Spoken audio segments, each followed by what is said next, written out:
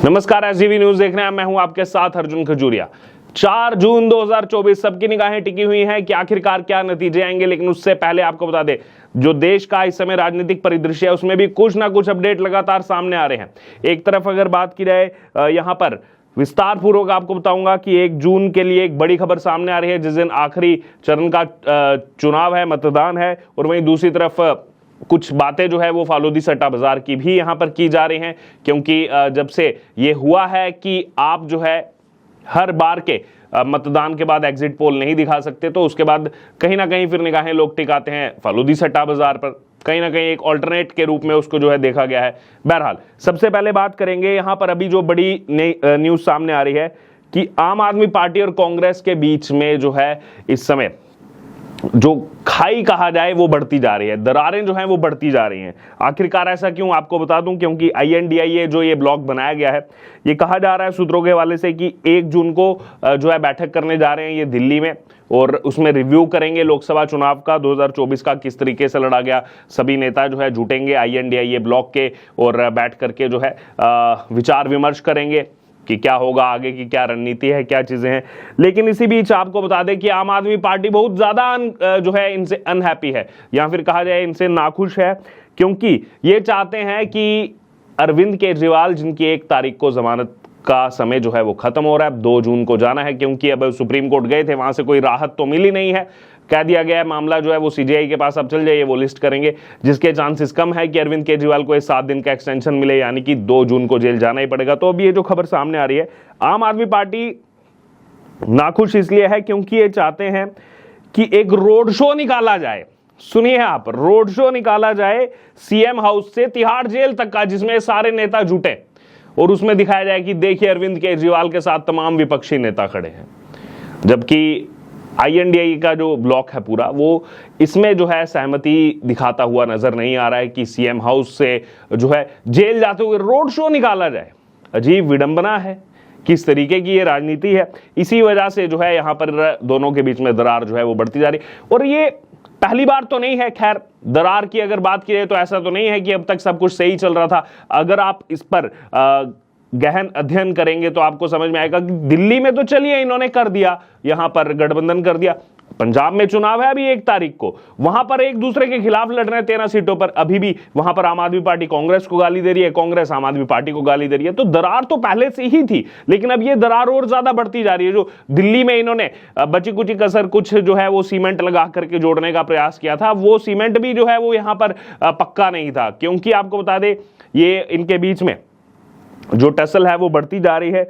और ये सिचुएशन अगर रिजल्ट आने से पहले की है तो आप सोचिए रिजल्ट आने के बाद क्या होगा। वैसे भी अगर बात की जाए तो आप देखेंगे जितने भी ओपिनियन पोल आए और जो भी अभी तमाम, चाहे फालूदी सट्टा बाजार की बात ले ली जाए, बीजेपी सरकार फिर से बना रही है, फिर से सत्ता में आ रही है, मोदी सरकार 3.0 फिर से सत्ता में आ रही है। लेकिन चलिए 1% मान भी लिया जाए कि अगर ये जैसे दावा कर रहे हैं कि 350 विपक्ष जीत जाएगा, 300 विपक्ष जीत जाएगा, तो उसके बाद क्या कहानी होगी। क्योंकि अभी अगर आप देखेंगे, अभी इतनी दरारें हैं, अभी आपस में जो है कोई भी इनमें एकता नहीं है, एकजुटता नहीं है। चाहे आप देख लीजिए पश्चिम बंगाल में भी क्या हो रहा है, वहां कहने को गठबंधन, लेकिन TMC अलग लड़ रही है, कांग्रेस अलग लड़ रही है, एक दूसरे के खिलाफ लगातार कुछ ना कुछ बयानबाजी सामने आती है।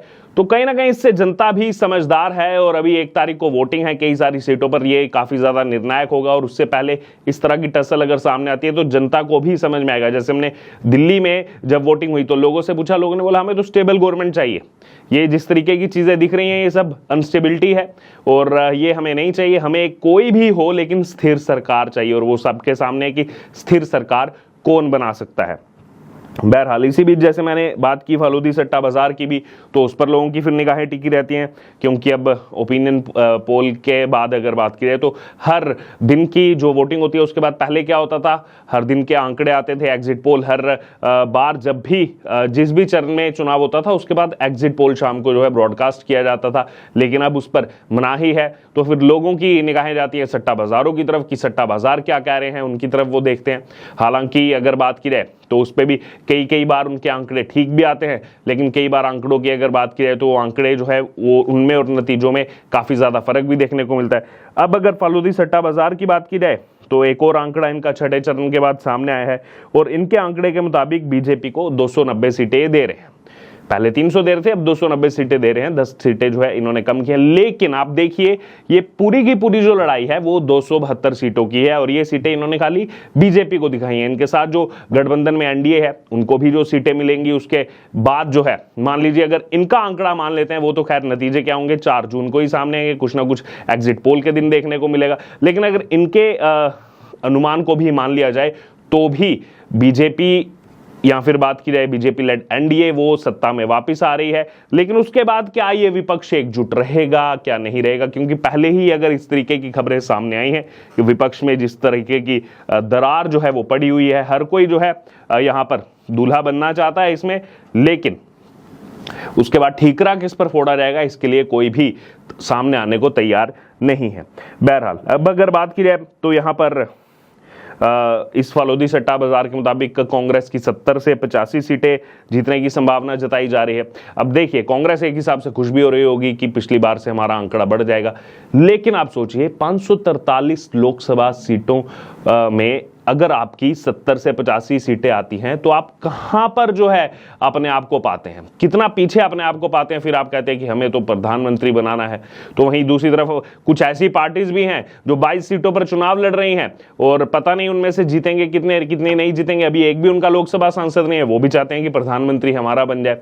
जो कुछ सीटों पर लड़ रहे हैं जिनकी 8-10 सीटें आने वाली है वो भी चाहते हैं हमारा प्रधानमंत्री बने। तो अब विपक्षी खेमे में तो इस तरह की बातें खैर सामने आती हैं।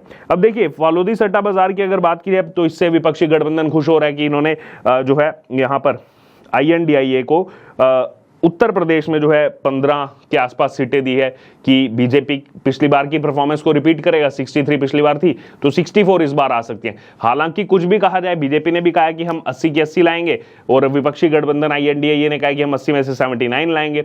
लेकिन बीजेपी को यहाँ पर 64 सीटें दिखाई जा रही हैं। विपक्षी गठबंधन जो है खुश है कि हमें 15 से 20 सीटें दिखाई जा रही हैं। लेकिन यहाँ पर ये जो सीटें कम हो रही हैं ये बसपा की सीटें कम हो रही हैं, क्योंकि पिछली बार बसपा गठबंधन में थी और बसपा ने 10 सीटें जीती थी। 10 सीटें जो जीती थी बसपा सपा जो है गठबंधन था, वो सीटें शिफ्ट होती हुई इस विपक्ष को यहां पर नजर आ रही है। लेकिन बीजेपी के लिए ये जो फालूदी सट्टा बाजार के मुताबिक आपको मैं बता रहा हूं, जो उन्होंने बताया बीजेपी यहां पर भी +1 ही कर रही है। बहरहाल रिजल्ट क्या होगा वो तो बाद में ही पता लगेगा, लेकिन इस मुताबिक भी बीजेपी जो है वो सरकार में आ रही है। पीके भी बोल चुके हैं, ऑन ब्रेमर भी जो है बोल चुके हैं। इतना ही नहीं, इस विपक्ष के लिए सुबह शाम दिन रात पैरवी करने वाले और इस विपक्ष का ही हिस्सा योगेंद्र यादव वो भी मान चुके हैं कि एनडीए की तो सरकार आ रही है। जो उन्होंने आंकड़े दिए हैं, उन्होंने अपना जो अनुमान बताया है उसमें बेशक उन्होंने बीजेपी को 240 से 260 सीटें दी हो, लेकिन अगर आप उसमें एनडीए की मिलाएंगे तो उनके हिसाब से भी सरकार आ ही रही है एनडीए की, क्योंकि 272 सीटों का आंकड़ा जो है यहाँ पर सत्ता बनाने के लिए, सरकार बनाने के लिए चाहिए। बहरहाल अब यहाँ पर देखना होगा कि क्या होगा 1 तारीख को। जो आम आदमी पार्टी चाहती है उस पर राय बनती नहीं दिख रही है कि रोड शो निकाल करके सभी नेता जाएं अरविंद केजरीवाल को जेल में छोड़ने के लिए। सुनने में भी बहुत अजीब लगता है। बहरहाल आपका क्या कहना है इस पर आप जरूर हमारे साथ कमेंट बॉक्स में शेयर करें और बने रहें SGV न्यूज के साथ। धन्यवाद।